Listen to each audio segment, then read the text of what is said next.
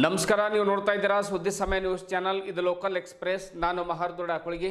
ಮತ್ತೆ ಹೊಸ ಸುದ್ದಿಗಳನ್ನು ತೆಗೆದುಕೊಂಡು ನಾವು ನಿಮ್ಮ ಮುಂದೆ ಬರ್ತಾ ಇದ್ದೀವಿ. ಈ ದಿನದ ಪ್ರಮುಖ ಹೆಡ್ಲೈನ್ಸ್ಗಳನ್ನು ನೋಡ್ಕೊಂಡು ಬರೋಣ. ಮಾರ್ಚ್ 8ರಂದು ಬೀದರ್ ಜಿಲ್ಲೆಯಲ್ಲಿ ಬೃಹತ್ ಲೋಕ ಅದಾಲತ್ ಆಯೋಜನೆ. ದ್ವೇಷ ಮರೆತು ಸುಮಧುರ ಬಾಂಧವ್ಯ ಹೊಂದುವ ಅವಕಾಶ ಇರುತ್ತದೆ. ರಾಜಿ ಸಂಧಾನದ ಮೂಲಕ ಸಮಸ್ಯೆ ಬಗೆಹರಿಸುವ ಗುರಿ ಹೊಂದಲಾಗಿದೆ.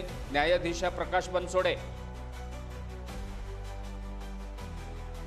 ವಚನ ವಿಜಯೋತ್ಸವದ ಪ್ರಯುಕ್ತ ನಗರದಲ್ಲಿ ಹಮ್ಮಿಕೊಂಡ ಬೃಹತ್ ಮೆರವಣಿಗೆ. ಬಸವೇಶ್ವರ ವೃತ್ತದಲ್ಲಿ ಆಯೋಜಿಸಿದ ಬಸವ ಪೂಜೆ ಹಾಗೂ ಧ್ವಜಾರೋಹಣ. ಬಸವಾದಿ ಶರಣರ ಸಮಾನತೆ ಮತ್ತು ಕಾಯಕ ತತ್ವ ಜೀವನದಲ್ಲಿ ಅಳವಡಿಸಿಕೊಳ್ಳಬೇಕು. CEO doctor Girish Badole. ನಗರದ ಬ್ರಿಮ್ಸ್ ಆಸ್ಪತ್ರೆಯಲ್ಲಿ ಕ್ಷಯರೋಗಿಗಳ ಚಿಕಿತ್ಸಾ ಕೇಂದ್ರ ಉದ್ಘಾಟನೆ. ಜಿಲ್ಲಾ ಉಸ್ತುವಾರಿ ಸಚಿವ ಈಶ್ವರ್ ಖಂಡ್ರೆ ಅವರಿಂದ ಲೋಕಾರ್ಪಣೆ. ಟಿಬಿ ಇದೊಂದು ಸಾಂಕ್ರಾಮಿಕ ರೋಗವಾಗಿದೆ. ಸೂಕ್ತ ಚಿಕಿತ್ಸೆ ಪಡೆದುಕೊಳ್ಳುವಂತೆ ಜನತೆಗೆ ಕರೆ. ಭಾಲ್ಕಿ ತಾಲೂಕಿನ ಮೊರಂಬಿ ಗ್ರಾಮದಲ್ಲಿ ಜರುಗಿದ ವಚನ ವಿಜಯೋತ್ಸವ ಹಾಗೂ ಮೊರಂಬಿ ಉತ್ಸವ. ಗ್ರಾಮದಲ್ಲಿ ಜರುಗಿದ ವಚನ ಸಾಹಿತ್ಯದ ಭವ್ಯ ಮೆರವಣಿಗೆ. ರಮೇಶ್ ಮಠಪತಿ ಅವರಿಗೆ ಗುರುಬಸವ ಪುರಸ್ಕಾರ. ಕಾರ್ಯಕ್ರಮದಲ್ಲಿ ನೂರಾರು ಜನರು ಭಾಗಿ. ವಾರ್ತೆಗಳ ವಿವರಗಳನ್ನು ನೋಡ್ಕೊಂಡು ಬರೋಣ. ಗೌರವಾನ್ವಿತ ರಾಷ್ಟ್ರೀಯ ಕಾನೂನು ಸೇವೆಗಳ ಪ್ರಾಧಿಕಾರ ಮತ್ತು ರಾಜ್ಯ ಕಾನೂನು ಸೇವೆಗಳ ಪ್ರಾಧಿಕಾರದ ನಿರ್ದೇಶನದಂತೆ ಮಾರ್ಚ್ 8ರಂದು ಬೀದರ್ ಜಿಲ್ಲೆಯಲ್ಲಿ ಬೃಹತ್ ಲೋಕ ಅದಾಲತನ್ನು ಹಮ್ಮಿಕೊಳ್ಳಲಾಗಿದೆ ಎಂದು ಹಿರಿಯ ಸಿವಿಲ್ ನ್ಯಾಯಾಧೀಶರು ಹಾಗೂ ಜಿಲ್ಲಾ ಕಾನೂನು ಸೇವೆಗಳ ಪ್ರಾಧಿಕಾರದ ಸದಸ್ಯ ಕಾರ್ಯದರ್ಶಿಗಳಾಗಿರುವಂಥ ಪ್ರಕಾಶ್ ಬನ್ಸೋಡೆ ತಿಳಿಸಿದರು. ಅವರು ಇಂದು ಜಿಲ್ಲಾ ಕಾನೂನು ಸೇವೆಗಳ ಪ್ರಾಧಿಕಾರದ ಕಚೇರಿ ಸಭಾಂಗಣದಲ್ಲಿ ಕರೆದ ಪತ್ರಿಕಾಗೋಷ್ಠಿಯಲ್ಲಿ ಮಾಹಿತಿಯನ್ನು ನೀಡಿದರು. ಜಿಲ್ಲೆಯ ಎಲ್ಲ ನ್ಯಾಯಾಲಯಗಳಲ್ಲಿ ಪ್ರಸ್ತುತ ಚಾಲ್ತಿಯಲ್ಲಿರುವಂತಹ ಆಸ್ತಿ ಪಾಲು ವಿಭಾಗ, ಜೀವನಾಂಶ, ಚೆಕ್ ಬೌನ್ಸ್ ಹಾಗೂ ವಿದ್ಯುತ್ ಪ್ರಕರಣಗಳು, ಕಂದಾಯ ಅಪರಾಧಿತ ಪ್ರಕರಣಗಳಲ್ಲಿ ರಾಜಿ ಮಾಡಿಕೊಳ್ಳುವಂತಹ ಪ್ರಕರಣಗಳು, ಆಮೇಲೆ ಕಾರ್ಮಿಕರ ಪ್ರಕರಣಗಳು, ಬ್ಯಾಂಕ್ ಪ್ರಕರಣಗಳು ಹಾಗೂ ವ್ಯಾಜ್ಯಪೂರ್ವ ಪ್ರಕರಣಗಳನ್ನು ರಾಜಿ ಸಂಧಾನದ ಮೂಲಕವಾಗಿ ಇತ್ಯರ್ಥ ಮಾಡಲು ಅವಕಾಶ ಇರುತ್ತೆ. ಹೀಗಾಗಿ ಇದರ ಒಂದು ಸದುಪಯೋಗವನ್ನು ಸಾರ್ವಜನಿಕರು ಪಡೆದುಕೊಳ್ಳಬೇಕು ಎನ್ನುವಂಥ ಮಾತನ್ನು ಬನ್ಸೋಡೆ ಅವರು ಹೇಳಿದರು. ಈ ಬಾರಿ ಲೋಕ ಅದಾಲತ್ನಲ್ಲಿ ನ್ಯಾಯಾಲಯದಲ್ಲಿ ಬಾಕಿ ಇರುವಂಥ ಪ್ರಕರಣಗಳನ್ನು ಹೆಚ್ಚು ಇತ್ಯರ್ಥಗೊಳಿಸಲು ಹಾಗೂ ಪ್ರಕರಣಗಳು ರಾಜಿ ಸಂಧಾನದ ಮೂಲಕ ಇತ್ಯರ್ಥಗೊಳಿಸುವ ಗುರಿ ಹೊಂದಲಾಗಿದೆ. ಜಿಲ್ಲೆಯಲ್ಲಿ ಒಟ್ಟು 28,781 ಪ್ರಕರಣಗಳು ಪೆಂಡಿಂಗ್ ಇದ್ದು ಅವುಗಳನ್ನು ರಾಜಿ ಮಾಡುವ ಗುರಿ ಹೊಂದಿದ್ದೇವೆ ಎನ್ನುವಂಥ ಮಾತನ್ನು ಹೇಳಿದರು. ಪ್ರಕರಣ ರಾಜಿ ಮಾಡಿಕೊಳ್ಳುವುದರಿಂದ ಕಕ್ಷಿದಾರನಿಗೆ ನ್ಯಾಯಾಲಯ ಶುಲ್ಕ ವಾಪಸ್ ಸಿಗಲಿದೆ. ಮೇಲ್ಮನವಿ ಮಾಡಲು ಅವಕಾಶ ಇರುವುದಿಲ್ಲ. ಇಬ್ಬರು ಪಕ್ಷಗಾರರು ತಮ್ಮ ದ್ವೇಷವನ್ನು ಮರೆತು ಸುಮಧುರ ಬಾಂಧವ್ಯ ಹೊಂದುವ ಅವಕಾಶ ಇರುತ್ತದೆ. ಯಾವುದೇ ಖರ್ಚು ವೆಚ್ಚ ಇಲ್ಲದೆ ಶೀಘ್ರವಾಗಿ ಪ್ರಕರಣಗಳನ್ನು ಇತ್ಯರ್ಥ ಮಾಡಿಕೊಳ್ಳಬಹುದು. ಕಾರಣ ಮಾರ್ಚ್ 8ರಂದು ಜಿಲ್ಲೆಯ ಎಲ್ಲ ನ್ಯಾಯಾಲಯಗಳಲ್ಲಿ ರಾಷ್ಟ್ರೀಯ ಲೋಕ ಅದಾಲತ್ ನಡೆಯಲಿದ್ದು ಜಿಲ್ಲೆಯ ಜನರು ಹೆಚ್ಚು ಇದರ ಒಂದು ಸದುಪಯೋಗವನ್ನು ಪಡ್ಕೊಳ್ಬೇಕು, ಅದಾಲತ್ನಲ್ಲಿ ಭಾಗವಹಿಸಬೇಕು ಅನ್ನುವಂಥ ಮಾತನ್ನು ಹೇಳಿದರು. ಈ ಒಂದು ಸುದ್ದಿಗೋಷ್ಠಿಯಲ್ಲಿ ಜಗದೀಶ್ವರ್ ದೊರೆ, ಆಕಾಶ್ ಸಜ್ಜನ್, ಆಮೇಲೆ ನಾಗರಾಜ್, ಪ್ರೀತಿ, ಜೀವನ್ ಸೇರಿದಂತೆ ಇತರರು ಉಪಸ್ಥಿತರಿದ್ದರು. ಹೊಂದಿದ್ದೇವೆ. ಅದರಂತೆ ನಮ್ಮ ಜಿಲ್ಲೆಯಲ್ಲಿ ಒಟ್ಟು ದಿನಾಂಕ 11/2/2025 ಪ್ರಕಾರ ಒಟ್ಟು 28,781 ಪ್ರಕರಣಗಳು ನ್ಯಾಯಾಲಯದಲ್ಲಿ ಬಾಕಿ ಇದ್ದು ಅವುಗಳಲ್ಲಿ ನಾವು ಹೆಚ್ಚಿನ ಪ್ರಕರಣಗಳನ್ನು ಇತ್ಯರ್ಥಪಡಿಸಲಿಕ್ಕೆ ಒಂದು ಗುರಿಯನ್ನು ಹೊಂದಿದ್ದೇವೆ. ಮತ್ತು ಈ ಒಂದು ರಾಷ್ಟ್ರೀಯ ಲೋಕಾದಾಲತ್ದಿಂದ ಕಕ್ಷಿದಾರರಿಗೆ ಆಗ್ತಕ್ಕಂಥ ಪ್ರಯೋಜನಗಳು ಏನಂತಂದರೆ, ಪ್ರಕರಣವನ್ನು ರಾಜಿ ಮಾಡಿಕೊಳ್ಳೋದ್ರಿಂದ ಕಕ್ಷಿದಾರನಿಗೆ ನ್ಯಾಯಾಲಯ ಶುಲ್ಕ ವಾಪಸ್ ಸಿಗುತ್ತದೆ. ಮತ್ತು ಇಲ್ಲಿ ಲೋಕಾದಾಲತ್ನಲ್ಲಿ ಡಿಕ್ರಿ ಆದ ಕೂಡಲೇ ಅಲ್ಲಿ ಯಾವುದೇ ಮೇಲ್ಮನವಿ ಇರೋದಿಲ್ಲ. ಮತ್ತು ಇಬ್ಬರು ಪಕ್ಷಗಾರರು ತಮ್ಮ ದ್ವೇಷವನ್ನು ಮರೆತು ಸುಮಧುರ ಬಾಂಧವ್ಯವನ್ನು ಹೊಂದಲಿಕ್ಕೆ ಒಂದು ಅವಕಾಶ ಇದೆ. ಮತ್ತು ಯಾವುದೇ ಖರ್ಚು ವೆಚ್ಚವಿಲ್ಲದೆ ಶೀಘ್ರಗತಿಯಲ್ಲಿ ಪ್ರಕರಣಗಳನ್ನು ಇತ್ಯರ್ಥಪಡಿಸಿಕೊಳ್ಳಲು ಇದೊಂದು ರಾಷ್ಟ್ರೀಯ ಲೋಕಾದಾಲತ್ ಒಂದು ಉಪಯೋಗವಾಗಿದೆ. ಈ ಒಂದು ರಾಷ್ಟ್ರೀಯ ಲೋಕಾದಾಲತನ್ನು ಕಕ್ಷಿದಾರರು ಸದುಪಯೋಗಪಡಿಸಿಕೊಳ್ಳಬೇಕಂತ ಈ ಒಂದು ಮಾಧ್ಯಮ ಮೂಲಕ ನಾನು ಕೇಳಿಕೊಳ್ತೇನೆ. ಈ ಒಂದು ಲೋಕಾದಾಲತ್ನಲ್ಲಿ ಇದರ ಕುರಿತು ಪತ್ರಿಕೆಗಳಲ್ಲಿ ತಾವು ಹೆಚ್ಚು ಪ್ರಚಾರಪಡಿಸಿ ಈ ಒಂದು ಮುಂಬರುವ ಲೋಕಾದಾಲತನ್ನು ಯಶಸ್ವಿಗೊಳಿಸಬೇಕೆಂದು ತಮ್ಮನ್ನು ಕೂಡ ಕೋರುತ್ತೇನೆ.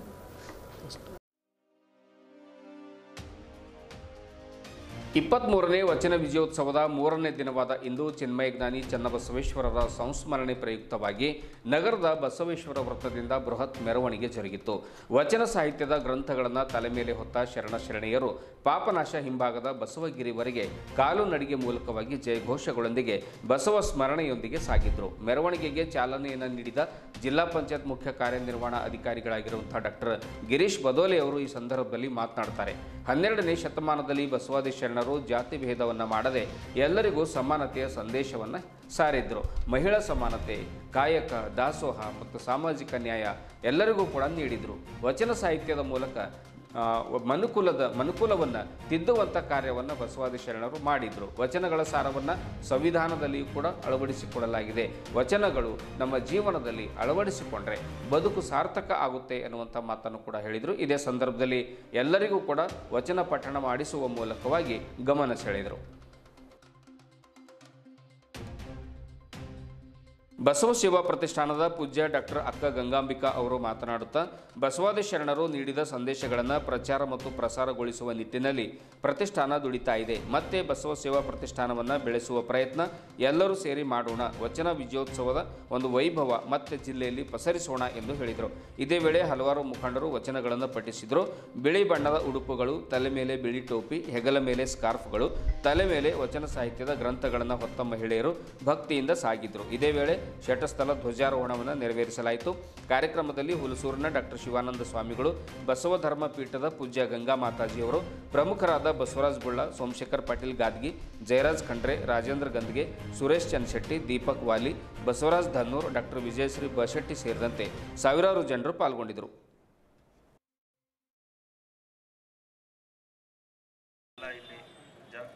ಬಂದಿರೋ ಎಲ್ಲ ಶರಣರು ಎಲ್ಲರಿಗೂ ಇವತ್ತು ನಾವೆಲ್ಲರೂ 23ನೇ ವಚನ ವಿಜಯೋತ್ಸವದಲ್ಲಿ ಈ ಕಾರ್ಯಕ್ರಮದಲ್ಲಿ ಪಾಲ್ಗೊಂಡಿದ್ದೀವಿ.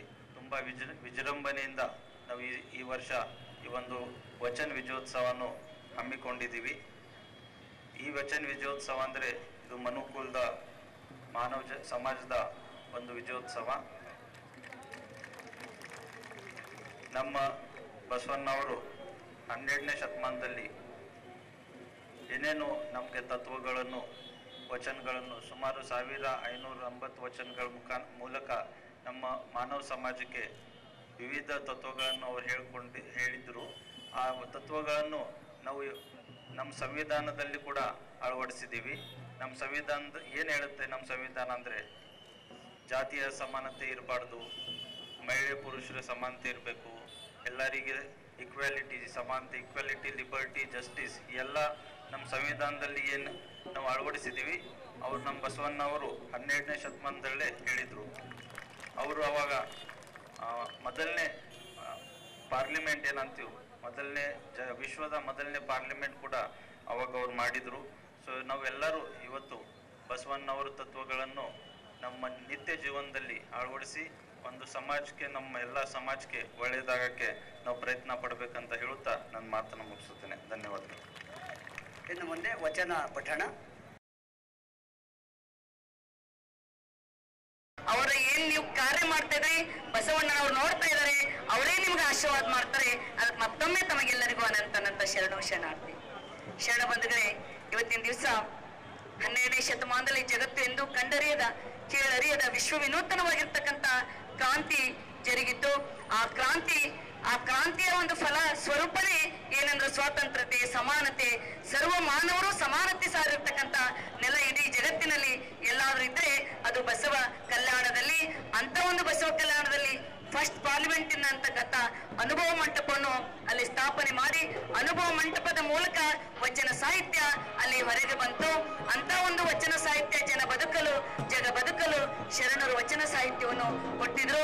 ಅಂತ ವಚನ ಸಾಹಿತ್ಯವನ್ನು ಸುಟ್ಟಾಕ್ಲಿಕ್ಕೆ ಪುರೋಹಿತಶಾಹಿಗಳು ಪ್ರಯತ್ನ ಮಾಡಿದಾಗ ಅದನ್ನು ತಮ್ಮ ಪ್ರಾಣ ತ್ಯಾಗ ಮಾಡಿ ಆ ಸಾಹಿತ್ಯವನ್ನು ರಕ್ಷಣೆ ಮಾಡಿ ಉಳಿವಿ ಭಾಗಕ್ಕೆ ಹೋಗಿ ಶರಣರು ರಕ್ಷಣೆ ಮಾಡಿದ್ರು.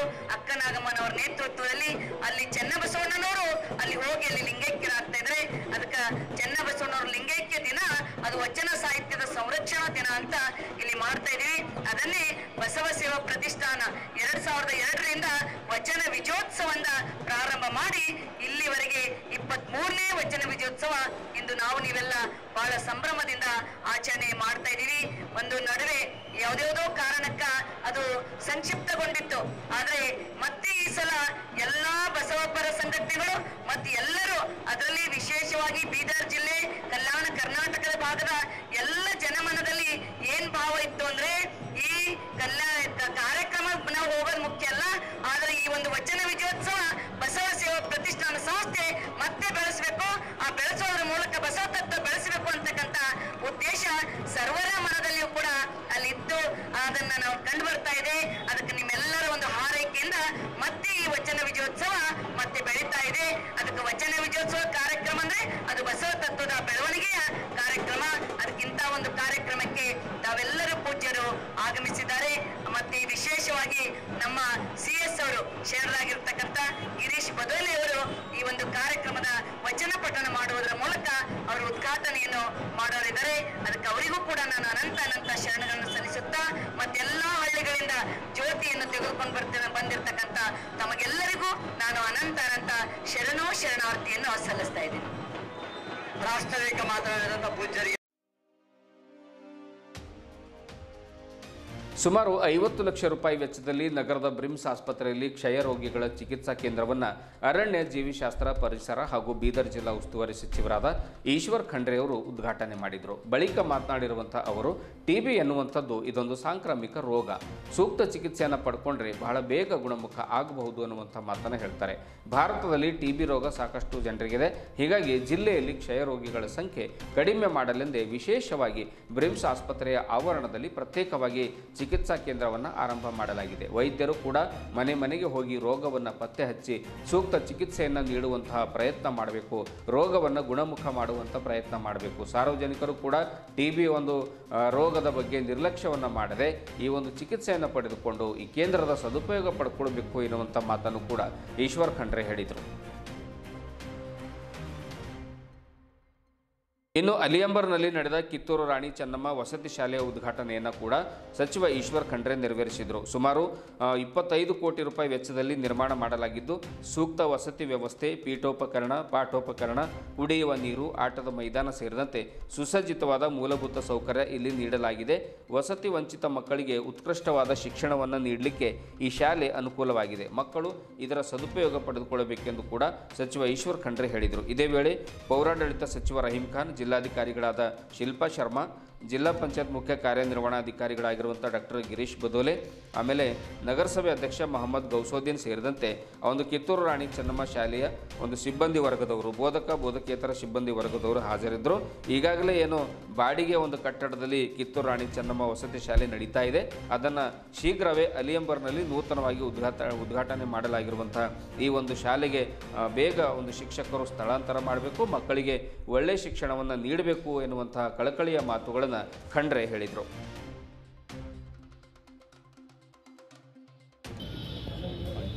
आज बीदर में ट्यूबरकुलोसिस का ऑफिस का उद्घाटन मैं, रहीम खान और हमारे अधिकारी DCCO, DHO सब मिलके किए हैं। TB एक महामारी रोग है। TB एक सांक्रामिक रोग है जिसकी वजह से एक इंसान से दूसरी तरफ बहुत जल्दी फैलता है। इसका चिन्ह है कि जो कोई भी खांसता है और खांसी होते वक्त अगर उसमें स्पूटम में खून निकलता है या इंसान का वज़न खट बोल के कम हो जाता है तो ये TB का निशाना है। एक दौर था जब अगर TB हुआ तो इंसान को गांव से ही बाहर निकाल के बेचते थे। अब TB बहुत कम हो गया, लेकिन पूरा 2030 तक विश्व संस्था ने TB को पूरे विश्व में निर्मूलन करने के लिए उन्होंने एक संकल्प किया है। भारत देश में 8 देशों में एक है जहां पर अभी भी व्यापक TB के पेशेंट्स हैं। TB एक ऐसा रोग है कि इसको अगर इलाज कर लेते हैं तो ये रोग कम हो जाता है, इसको निर्मूलन कर सकते हैं। तो एक बार इसको निर्मूलन करना बहुत ज़रूरी है, क्योंकि ये खास करके 20, 25, 45 उम्र के लोगों को बहुत जल्दी फैलता है, जिसकी वजह से जो है ना उनका जान भी जा सकती है। तो ये नियंत्रण करने का हमारे पास एक यहाँ के अधिकारियों का, वैद्याधिकारियों का एक कचहरी हमने बनाया है 50-60 लाख रुपए के लागत से। उसका आज हम उद्घाटन किए हैं। तो मैं हमारे अधिकारियों को, वैद्याधिकारियों को और हमारे जिला प्रशासन को इतना ही कहना चाहता हूँ कि मन लगा के घर घर, गांव-गांव जाके जितने लोग टीबी के पेशेंट्स हैं उनको पता लगाओ। पता लगा के उनको औषध लेने से कम होता है, ट्रीटमेंट लेने से, लेकिन दीर्घकाल तक ಲಿಂಗಾಯತ ಮಹಾಮಠದ ವತಿಯಿಂದ ಭಾಲ್ಕಿ ತಾಲೂಕಿನ ಮೊರಂಬಿ ಗ್ರಾಮದಲ್ಲಿ 2025ನೇ ವರ್ಷದ ವಚನ ವಿಜಯೋತ್ಸವ ಹಾಗೂ ವಚನ ಸಾಹಿತ್ಯದ ಭವ್ಯ ಮೆರವಣಿಗೆ ಕಾರ್ಯಕ್ರಮ ಜರುಗಿತು. ಜೊತೆಗೆ ವಚನಗಳಿಗೆ ಪಟ್ಟ ಕಟ್ಟುವ ಕಾರ್ಯಕ್ರಮ, ವಚನ ಪಠಣ ಅಭಿಯಾನ, ಆಮೇಲೆ ಶಿವಯೋಗ ಸಾಧಕರ ಕೂಟ, ಬಸವ ಭಾರತಿ ಸಂಸ್ಕಾರ ಶಿಬಿರದ ಮುಖಾಂತರವಾಗಿ ಜನಮಾನಸದಲ್ಲಿ ಅಕ್ಕ ಅನ್ನಪೂರ್ಣ ತಾಯಿಯವರು ಬಸವ ತತ್ವವನ್ನು ಬಿತ್ತಿ ಬೆಳೆಸಿದ್ರು ಎಂದು ಗುರುಬಸವ ಪುರಸ್ಕಾರಕ್ಕೆ ಭಾಜನರಾದ ರಮೇಶ್ ಮಠಪತಿ ಈ ಸಂದರ್ಭದಲ್ಲಿ ಹೇಳ್ತಾರೆ. ಇದೇ ವೇಳೆ ಪೂಜ್ಯ ಪ್ರಭುದೇವ ಸ್ವಾಮೀಜಿಯವರು, ಆಮೇಲೆ ಕಾರ್ತಿಕ್ ಸ್ವಾಮಿ ಕನಕಟ್ಟ, ಸೋಮನಾಥಪ್ಪ ಅಷ್ಟುರೆ, ಮಾಣಿಕಪ್ಪ ಗೋರ್ನಾಳೆ, ಚನ್ನಬಸಯ್ಯ ಗಣಾಚಾರಿ, ಪ್ರಕಾಶ್ ಮಠಪತಿ, ಚನ್ನಬಸವ ಹಂಗರ್ಗಿ, ರಮೇಶ್ ಚಿದ್ರಿ, ಸಿದ್ದರಾಮ್ ಪಾಟೀಲ್, ವೀರಶೆಟ್ಟಿ ಹುಲ್ಸುರೆ, ಕಲ್ಲಮ್ಮ ಹೂಗಾರ್, ಆಮೇಲೆ ಬಿರ್ಜು ಜೋಶಿ ಸೇರಿದಂತೆ ಇನ್ನೂ ಅನೇಕ ಜನರು, ನೂರಾರು ಜನರು ಈ ಒಂದು ವಚನ ವಿಜಯೋತ್ಸವದಲ್ಲಿ ಪಾಲ್ಗೊಂಡಿದ್ದರು. ಅಲ್ಲಿಯೂ ಕೂಡ ವಚನ ಸಾಹಿತ್ಯದ ಒಂದು ಗ್ರಂಥಗಳನ್ನು ತಲೆ ಮೇಲೆಯನ್ನು ಹೊತ್ತುಕೊಂಡು ಮಹಿಳೆಯರು, ಪುರುಷರು ಎಲ್ಲರೂ ಕೂಡ ಒಂದು ಗ್ರಾಮದ ತುಂಬೆಲ್ಲ ಭವ್ಯ ಮೆರವಣಿಗೆಯನ್ನು ನಡೆಸಿದರು. ಬಸವೇಶ್ವರರ ಒಂದು ಜಯಘೋಷಗಳನ್ನು ಕೂಗುತ್ತಾ, ಬಸವಾದಿ ಶರಣರ ಜಯಘೋಷಗಳನ್ನು ಕೂಗುತ್ತಾ ಒಂದು ಕಾರ್ಯಕ್ರಮವನ್ನು ಅವರು ಭವ್ಯ ರೀತಿಯಲ್ಲಿ ಮಾಡಿದರು.